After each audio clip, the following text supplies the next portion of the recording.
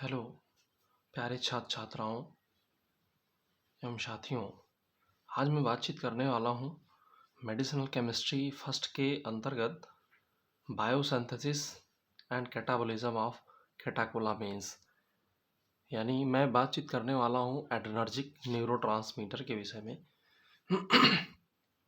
तो आइए देखते हैं कि बायोसिंथेसिस और कैटाबॉलिज्म ऑफ कैटाकोलामीन्स क्या होता है, उसको मैं आपको समझाने की कोशिश करूँगा। Catecholamines are generally refers to all organic compounds that contains a catechol nucleus and oxy-dihydroxy orthodihydroxybenzene and amine, जिसको हम क्या बोलते हैं इथाइल अमीन, वहाँ पे रहेगा। इसका मतलब ये हुआ कि एक कैटाकोल रिंग होगी जिसको हम क्या बोलते हैं आर्थोडाईहाइड्रोक्सी बेंजीन, जिसमें क्या होता है एक कैटाकोल न्यूक्लियस होता है जिसमें दो हाइड्रोक्सिल ग्रुप अटैच्ड होते हैं, इसको हम क्या बोलते हैं कैटाकोल। दूसरी बात ये है, अगर इसमें हम इथाइल एमाइन को कैटाकोल से रिएक्ट करवा देते हैं तो हमें क्या प्राप्त होता है, एक कैटाकोलामाइंस, जिसको हम केस के नाम से जानते हैं। इसमें क्या है, ये जो मिथाइल ग्रुप है इसमें से एक हाइड्रोजन रिप्लेस होता है। तो यहाँ पर इस पोजीशन पर यानी मेटा पोजीशन पर ये पूरा सब्स्टिट्यूशन, ये जो सब्स्टिट्यूएंट है ये पूरा इस नंबर पे यानी आर्थो पोजीशन पे मेटा पोजीशन पे ये अटैच होता है। तो इससे हमें क्या प्राप्त होता है, कैटाकोलामीन्स प्राप्त होता है, जिसमें क्या होता है एक कैटाकोल न्यूक्लियस होता है जिसपे दो हाइड्रोक्सिल ग्रुप लगे होते हैं और एक इथाइल अमाइन के द्वारा इथाइल अमाइन, और ये कैटाकोल न्यूक्लियस है। ये जो आपका दो कार्बन और अमीन के साथ जो आपको एक चैन दिख रही है, इसको हम क्या कहते हैं इथाइल अमाइन, जिसमें जो ये कार्बन है ये अल्फा कार्बन है, इसके बगल वाला जस्ट बीटा कार्बन है। इस कैटाकोल और इथाइल अमीन को इसका जो सामूहिक रूप से जो स्ट्रक्चर प्राप्त होता है उसी को हम क्या बोलते हैं कैटाकोलामीन्स, जिसको हम केस के नाम से जानते हैं। In physiological context the catecholamines are the adrenergic neurotransmitter.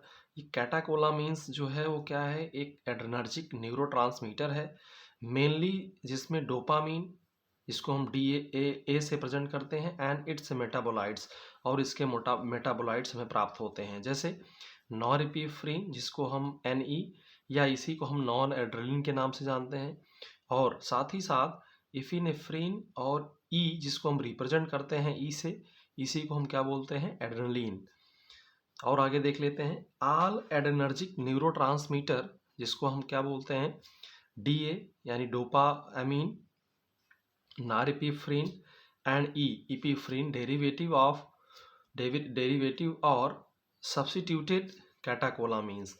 अगर हम बात करें कुछ स्ट्रक्चर की, तो डोपामीन का स्ट्रक्चर में क्या है आप देख पा रहे हैं, एक कैटाकोल न्यूक्लियस है जिसमें जो है इथाइल एमाइन ग्रुप लगा हुआ है मेटा पोजीशन पे, तो इसी को हम क्या बोलते हैं कैटाकोलामाइंस, और इसी का नाम क्या है डोपामाइन। इसी को हम इसी शॉर्टकट में क्या लिखते हैं DA, इसको हम क्या बोलते हैं डोपामाइन। और हम आगे बातचीत कर लें स्ट्रक्चर की, नॉरएपिनेफ्रिन की, जिसको हम NE या इसी को हम नॉन एड्रेनलिन के नाम से जानते हैं। इसमें आप देख सकते हैं कि इन दोनों स्ट्रक्चर में डिफरेंस क्या है, जो मेटा पोजीशन पर जो इथाइल एमाइन लगा हुआ है इस कार्बन पे यानी बीटा कार्बन पे एक हाइड्रोजन को रिमूव करके एक हाइड्रोक्सियल ग्रुप अगर आप यहाँ पे लगाते हैं तो इससे क्या होता है, इससे आपको नॉरएपिनेफ्रिन का स्ट्रक्चर प्राप्त होता है। और ये जो कार्बन है ये किरॉल कार्बन है, ये बात भी ध्यान रखना है। दूसरी बात ये है कि जो आपका नेक्स्ट स्ट्रक्चर है उसमें हम देखेंगे ये जो आपका इससे इसमें क्या डिफरेंस है। इसमें हम डिफरेंस ये देखेंगे कि जो हमारा ये कैटाकोल न्यूक्लियस है, जो मेटा पोजीशन पे एक हाइड्रोक्सिल ग्रुप और यहाँ से एक जो आपका बिलो द प्लेन एक हाइड्रोजन, इससे क्या है, यानी इस कार्बन से एक हाइड्रोक्सिल ग्रुप और एक हाइड्रोजन, और इसके साथ क्या है, जो आपका एमीन था वहाँ पे एक हाइड्रोजन को रिमूव करके, यानी जो NH2 था इसको, इसमें से एक हाइड्रोजन को रिमूव करके हमने यहाँ पे एक मिथाइल ग्रुप अटैच्ड किया। ये स्ट्रक्चर किसका है, ये एपिनेफ्रिन का स्ट्रक्चर है, जिसको हम क्या बोलते हैं, रिप्रेजेंट करते हैं ई से, और इसको हम कहते हैं एड्रेनलिन। तो इस तरह से हमने देखा कि कैटाकोलामीन्स का स्ट्रक्चर कैसे होता है और नॉरएपिनेफ्रिन का स्ट्रक्चर कैसे होता है। उसके बाद एपिनेफ्रिन का स्ट्रक्चर हमने देखने की कोशिश की। चलिए आइए इससे रिलेटेड कुछ और पॉइंट्स पे डिस्कशन कर लेते हैं। बोथ NE का मतलब नॉर इपिफ्रीन, या इसी को हम क्या बोलते हैं, नॉर एड्रेलिन, एंड ई को क्या बोलते हैं, epinephrine, have a chiral carbon atom and the enantiomer with R configuration is synthesized by the body।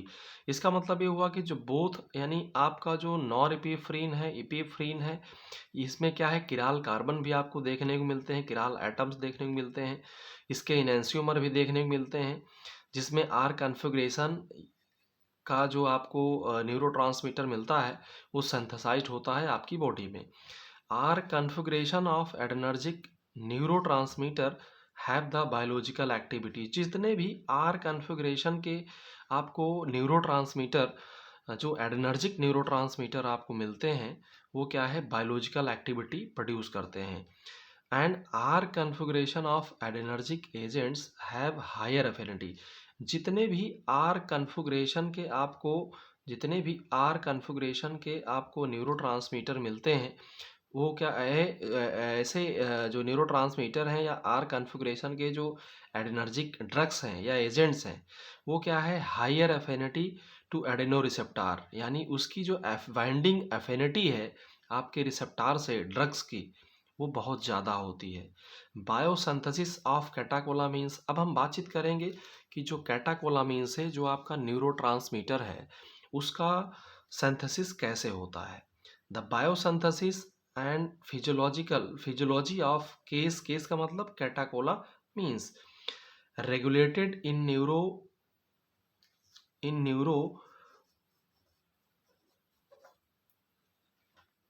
Neuro endocrine sales, जिसको हम क्या बोलते हैं, फिर से एक बार मैं देख लेता हूँ। The biosynthesis and physiology of case regulated in neuroendocrine cells. Neuroendocrine जो सेल्स होते हैं वो क्या करते हैं, वो रेगुलेट करते हैं किसको, केस को, यानी कैटाकोला एमाइंस को। Biosynthesis occur under the influence of enzyme, कुछ एंजाइम की प्रेजेंस में इसकी बायोसिंथेसिस होती है। हम उसको बायोसिंथेसिस के रूप में, यानी आगे के स्टेप में हम इसको देखने वाले हैं। तो आइए बातचीत कर लें जो आपका बायोसिंथेसिस ऑफ कैटाकोलामाइंस।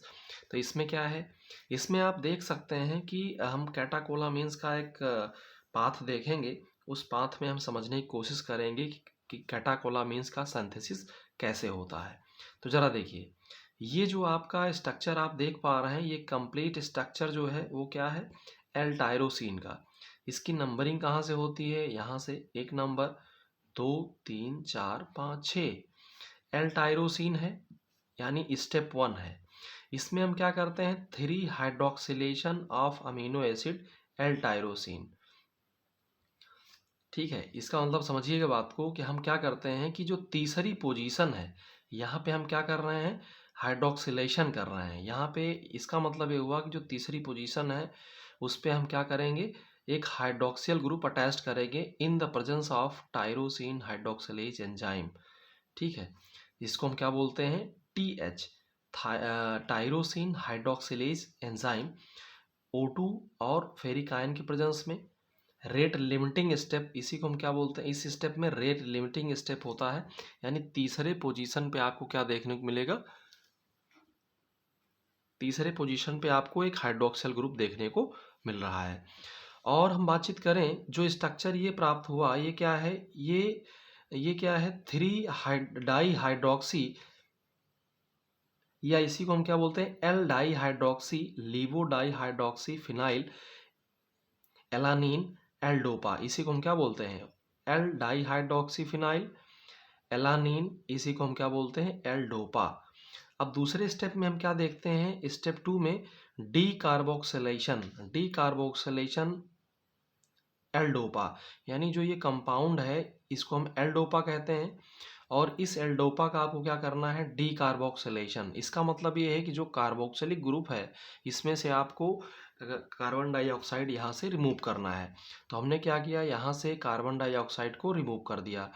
अब इससे क्या हमें क्या मिलेगा, जरा ध्यान से देखते हैं। ये जो कार्बन डाइऑक्साइड जो हमने रिमूव किया तो ये हाइड्रोजन जो है ये इसके साथ शिफ्ट हो गया, ठीक है। ये हाइड्रोजन किसके साथ शिफ्ट हुआ, इस हाइड्रोजन के साथ। तो हमें क्या प्राप्त हुआ, फिर से एक बार देखिए, डोपामीन का स्ट्रक्चर हमें प्राप्त हुआ। ये कैटाकोलामीन का जो कैटाकोल का ये जो है न्यूक्लियस है, इसके साथ इथाइल अमाइन, यानी 2 कार्बन का आपको मॉलिक्यूल देखने को मिल रहा है, ये एमीन है। इसी स्ट्रक्चर को या जैसा आप ये पूरा मॉइटी देख पा रहे हैं, जो कंपाउंड आप देख रहे हैं इसको हम क्या बोलते हैं, डोपामाइन, जिसको हम डी से रिप्रेजेंट करते हैं। और इसी के साथ हम और देख लेते हैं, थर्ड स्टेप में क्या है, बीटा हाइड्रोक्सिलेशन, बीटा हाइड्रोक्सिलेशन हम करते हैं। इसका मतलब क्या हुआ कि जो कैटाकोल न्यूक्लियस है, यानी जो अल्फा कार्बन है, अल्फा के बगल में जो बीटा है, यहाँ पे हम क्या करते हैं, hydroxylation, dopamine beta hydroxylase enzyme के प्रेजेंस में, जिसको हम डीबीएच कहते हैं, डोपामाइन बीटा हाइड्रोक्सिलेज। तो इसमें क्या होता है, थर्ड स्टेप में बीटा हाइड्रोक्सिलेशन ऑफ डीए, यानी डोपामीन का हम क्या करते हैं, बीटा पोजीशन पे एक हाइड्रोक्सिल ग्रुप अटैच्ड करते हैं। जैसा आप इस स्ट्रक्चर में देख पा रहे हैं, बीटा पोजीशन पे एक हाइड्रोक्सिल ग्रुप को हमने इंट्रोड्यूस किया। ये स्ट्रक्चर किसका है, नॉर एपिफ्रेन, जिसको हम क्या बोलते हैं, नॉर एड्रेलिन, या इसी को हम रिप्रेजेंट करते हैं एनई से। अगले स्टेप में देख लेते हैं। ये जो अगला स्टेप है इसमें क्या है, इसमें बेसिकली जो आपका है, ये आप देख रहे हैं, ये phenyl phenylethanolamine, phenylethanolamine N methyltransferase, जिसको हम क्या बोलते हैं, PENMT। इसमें हम क्या करते हैं, जो हमारा मिथाइल ग्रुप, ये जो इसका जो ये एंजाइम है, इससे ये पता चलता है फिनाइल इथेनॉल एमाइन, इसका एन मिथाइल ट्रांसफरेज जो एंजाइम है, इसका मतलब ये है कि इसमें एक मिथाइल ग्रुप आपको क्या करना है, अटैच करना है। ये देखिए मिथाइल ग्रुप आप देख रहे हैं, वो भी किस पोजीशन पे, phenylethanolamine N methyl, यानी जो नाइट्रोजन है इस पे, यहाँ पे NH2 था, एक हाइड्रोजन हमने यहाँ से रिमूव करके, यानी एक हाइड्रोजन को यहाँ से हटा देंगे और यहाँ पे एक मिथाइल ग्रुप हम इंट्रोड्यूस करेंगे। और जो हमें सेम न्यूक्लियस प्राप्त हो रहा है, बस डिफरेंस क्या है, इस नाइट्रोजन पे एक हाइड्रोजन ग्रुप को रिमूव करके यहाँ पे एक मिथाइल ग्रुप अटैच किया गया है। ये मिथाइल ग्रुप, जो आप मिथाइल ग्रुप देख पा रहे हैं, इस ओवरऑल कंपाउंड्स को हम क्या कहते हैं, एपिनेफ्रिन, जिसको हम रिप्रेजेंट करते हैं ई से। चलिए और आगे देख लेते हैं। In second step DA formed in cytoplasm, जो सेकेंड स्टेप है, इन सेकेंड स्टेप डोपामीन जो है ये कहाँ से फॉर्म होता है, साइटोप्लाज्म से। साइटोप्लाज्म ऑफ न्यूरॉन से is actively transported into storage vesicles by vascular monoamine transport system, जिसको हम क्या बोलते हैं, यानी इसका कहने का मतलब ये है कि जो आपका सेकेंड स्टेप में जो आप डोपामीन देख रहे हैं, ये कहाँ फॉर्म्ड होता है, साइटोप्लाज्म ऑफ न्यूरॉन। इस जो एक्टिवली ट्रांसपोर्ट होता है इनटू स्टोरेज वेसिकल्स में बाय द वेस्कुलर मोनोएमीन के द्वारा, मोनोएमीन ट्रांसपोर्टर के द्वारा, जिसको हम क्या बोलते हैं, BMAT, then hydroxylated to give NE। उस आफ्टर हाइड्रोक्सिलेशन के बाद हमें क्या प्राप्त होता है, NE, जिसको हम क्या बोलते हैं, नॉर एपिनेफ्रिन, या इसी को हम क्या बोलते हैं, नॉर एड्रेलिन। नेक्स्ट पॉइंट क्या है, epinephrine biosynthesis occurs in adrenal medulla. जो एड्रेनल मेडुला होता है उसमें एपिनेफ्रिन की पूरी बायोसिंथेसिस होती है, ये बात आपको ध्यान रखना है। अब नेक्स्ट पॉइंट क्या है इसमें हम और देख लेते हैं। जो आपका स्टोरेज कहाँ होता है ये भी हमें ध्यान रखना है। Storage and release of catecholamines, ये कहाँ पे स्टोर होता है ये बात हमें समझना है। A large number of NE यानी norepinephrine found to stored highly specialised सब cellular particles called synaptic vesicles. यानी ये जो लार्ज नंबर ऑफ नॉरएपिनेफ्रिन है ये कहाँ प्राप्त होता है, ये found to stored highly specialised, इसको हम कहाँ स्टोर करते हैं, हाईली स्पेशलाइज्ड सब सेलुलर पार्टिकल्स के अंतर्गत, सब सेलुलर पार्टिकल्स में, जिसको हम क्या बोलते हैं, सिनेप्टिक वेसिकल्स। जहाँ पे हमारा नॉरएपिनेफ्रिन स्टोर होता है उसको हम क्या बोलते हैं, सिनेप्टिक वेसिकल्स। और उसी को हम क्या बोलते हैं, granules in sympathetic nerve endings as क्रोमोफिक एंड क्रोमोफिक, इसी को हम क्या बोलते हैं, क्रोमोफिन, क्रोमोफिक नहीं, माफ़ कीजिएगा, क्रोमोफिन, इसी को हम क्या बोलते हैं, क्रोमोफिन सेल्स। यानी जो आपका सिंपैथेटिक नर्व एंडिंग्स है उसमें जो क्रोमोफिन सेल है उसमें भी आपको ये उसमें भी स्टोर होता है। और किस में स्टोर होता है, सिनेप्टिक वेसिकल्स में, जिसको हम क्या बोलते हैं, granules. Also find in CNS, ये आपको CNS में भी प्राप्त होता है, इन सम vesicles. Entrance of calcium ions into these cells result in extrusion of NE यानी norepinephrine by exocytosis of the granules। जो जब इंटर होता है कैल्शियम आयन तो आपको क्या होता है, जो सेल होते हैं वो क्या करते हैं, एक्सट्रूशंस करते हैं नॉरएपिनेफ्रिन का by exocytosis of the granules. जब calcium ion triggered secretion of NE, जब कैल्शियम आयन क्या ट्रिगर्ड जो होते हैं वो सिक्रीट करते हैं NE को from sympathetic nerve endings, sympathetic nerve ending से इनटू सिनेप्टिक क्लिफ्ट, जो बीच में जो सिनेप्टिक क्लिफ्ट यानी जो बीच में स्पेस होता है उसमें, where NE interact with adeno receptor, उसके बाद क्या होता है, जो नॉरएपिनेफ्रिन होता है या जो भी आपके न्यूरोट्रांसमीटर होते हैं, जो भी आपके न्यूरोट्रांसमीटर हो, वो चाहे नॉरएपिनेफ्रिन हो, एपिफ्रिन हो, जिसको हम एड्रेनलिन, या नॉरएपिनेफ्रिन को हम क्या बोलते हैं, नॉरएड्रेनलिन, और एपिफ्रिन क्या बोलते हैं, एड्रेनलिन, इंटरैक्ट करता है एड्रेनो रिसेप्टर से on effector cells and give the physiological response. यानी जो आपका न्यूरोट्रांसमीटर होता है ये जब आपके स्पेसिफिक एडर्नर्जिक रिसेप्टर पे जब जाके बाइंड होता है तब आपको फिजियोलॉजिकल रिस्पॉन्स देखने को मिलता है। अब हम बातचीत कर लें catabolism metabolism of catecholamines.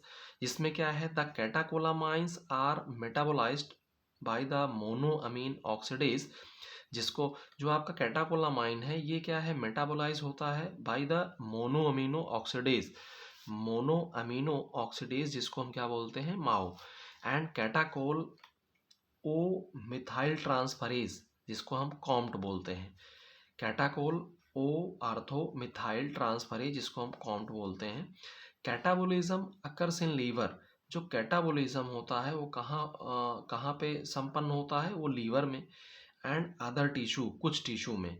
These enzyme मोड MAO monoamine oxidase enzyme and COMT catechol ortho methyltransferase convert catecholamines into vinylic mandelic acid जिसको हम क्या बोलते हैं, BMA, and 3 methoxy 4 hydroxy phenyl ethyl glycol, जो क्या करता है, माओ एंड कॉम्ट ये कैटाकोलामाइंस को कन्वर्ट करता है विनाइलिक एसिड मैंडलिक एसिड में, BMA में, और 3 methoxy and 4 hydroxy phenyl ethyl glycol में वो कन्वर्ट करता है by the with the help of Mao and Comte with मेटाएफ्रिन और नॉरमेटाएफ्रिन आपको आफ्टर कैटाबोलिज्म प्राप्त होता है। जिसका स्ट्रक्चर हम देखने की कोशिश करेंगे, जिसका स्ट्रक्चर हम समझेंगे और देखेंगे भी। तो स्ट्रक्चर आप देख पा रहे होंगे जनरली, जो ये स्ट्रक्चर आप देख रहे हैं ये क्या है, 3 methoxy 4 hydroxy phenyl ethyl glycol. इसका मतलब ये हुआ कि 3 मेथॉक्सी, जो ये कैटाकोल रिंग है इस पे आप देख रहे हैं पोजीशन 1 2 3 4, 5 एंड 6, जो 3 पोजीशन है यहाँ पे क्या है, यहाँ पे आप देख पा रहे होंगे, यहाँ पे पोजीशन लगा हुआ है H3CO, जिसको हम क्या बोलते हैं, 3 मिथॉक्सी, जिसको हम मिथॉक्सी बोलते हैं, क्योंकि एक मिथाइल ग्रुप के साथ आपको क्या देखने को मिल रहा है, ऑक्सीजन भी। तो इसीलिए इसका नाम क्या पड़ा, 3 मिथॉक्सी 4 हाइड्रोक्सी फिनाइल, 4 पे हाइड्रोक्सी लगा है, फिनाइल ये रिंग है, और उसके बाद क्या है, इथाइल ग्लाइकॉल, ये क्या है, इथाइल ग्लाइकॉल। दूसरा क्या है, ये जो आप स्ट्रक्चर देख पा रहे हैं, किसका स्ट्रक्चर है, विनाइलिक विनाइलिक मैंडेलिक एसिड, जिसको हम क्या बोलते हैं, BMA। और ये जो स्ट्रक्चर आप देख पा रहे हैं, अगर R की जगह पे हम हाइड्रोजन लगाएं, ये जो NH2 था, NH2 में हमने क्या किया, एक हाइड्रोजन को रिमूव करके हमने यहाँ पे R लिखा, क्योंकि यहाँ पे सब्स्टिट्यूशन होना है। अगर यहाँ पे हम हाइड्रोजन लगाते हैं तो नॉरमेटाएफ्रीन, ये जो ड्रग्स आपको प्राप्त होती है उसको हम क्या बोलते हैं, नॉरमेटाएफ्रीन। और जो ये आपका R की जगह पे CH3 ग्रुप लगाए यहाँ पे, तो आपको क्या प्राप्त होगा, मेटाइफ्रीन। ये क्या है, जो आप 3 स्ट्रक्चर देख रहे हैं, 3 मॉलिक्यूल या 3 कंपाउंड जो आप देख रहे हैं, ये क्या है, मेटाबोलाइट ऑफ कैटाकोलामाइंस। ये क्या है, जो मेटाबोलाइट्स हैं किसके, कैटाकोलामाइंस के। तो इस तरह से हमने जो है अभी तक देखा कि जो आपके जो आपका जो है कैसे न्यूरोट्रांसमीटर कैसे सिंथेसाइज होता है, ये मैंने देखने की कोशिश की। और जो आपका बायोसिंथेसिस क्या है कैटाकोलामीन्स का, उसका कैटाबोलिज्म हमने देखा, छोटा सा इंट्रोडक्शन देखा। उसके बाद कैटाकोला मीन्स इथाइल अमाइन से रिएक्ट करके कैटाकोल और इथाइल अमाइन, यानी जिसको हम केज कैटाकोला अमाइंस कैसे बनता है, ठीक है। और मैंने ये सब छोटा सा एक इंट्रोडक्शन देखा। और आगे के वीडियो में हम ये भी देखेंगे कि इसका जो है मेटाबॉलिज्म यानी कैसे होता है। इस वीडियो में अभी तक आपने देखा इंट्रोडक्शन, बायोसिंथेसिस ऑफ कैटाकोलामीन्स, और इसका ये कहाँ पे स्टोर होता है, कैसे सिंथेसाइज्ड होता है, उसका इंट्रोडक्शन आपने देखा। और साथ ही साथ आपने ये देखा कि इसके जो स्ट्रक्चर्स हैं वो भी आपने देखा, ये इसके स्ट्रक्चर्स हैं। तो इस प्रकार मैंने आपको समझाने की कोशिश की। और आगे के वीडियो में हम बातचीत करेंगे, कैटाबोलिज्म ऑफ कैटाकोलामाइंस, यानी नॉरएपिनेफ्रिन और एपिनेफ्रिन का कैटाबोलिज्म कैसे होता है, उसको हम आगे के वीडियो में डिस्कस करेंगे आपके साथ। वीडियो देखने के लिए बहुत बहुत धन्यवाद। अगर चैनल पर नए हैं तो कृपया चैनल को सब्सक्राइब करें, और अपने दोस्तों में इस वीडियो को शेयर करें, लाइक करें। अगर आपको वीडियो समझ में आ रहा है, पसंद आ रहा है, तो इसको लाइक करें, अपने साथियों में, अपने फ्रेंड्स में इसको शेयर करें, अपने साथियों के बीच में एक दूसरे को शेयर करें, ताकि सभी इसको आसान तरीके से या इजी लैंग्वेज में, इजी भाषा में समझ सकें। वीडियो देखने के लिए एक बार पुनः आपको बहुत बहुत धन्यवाद।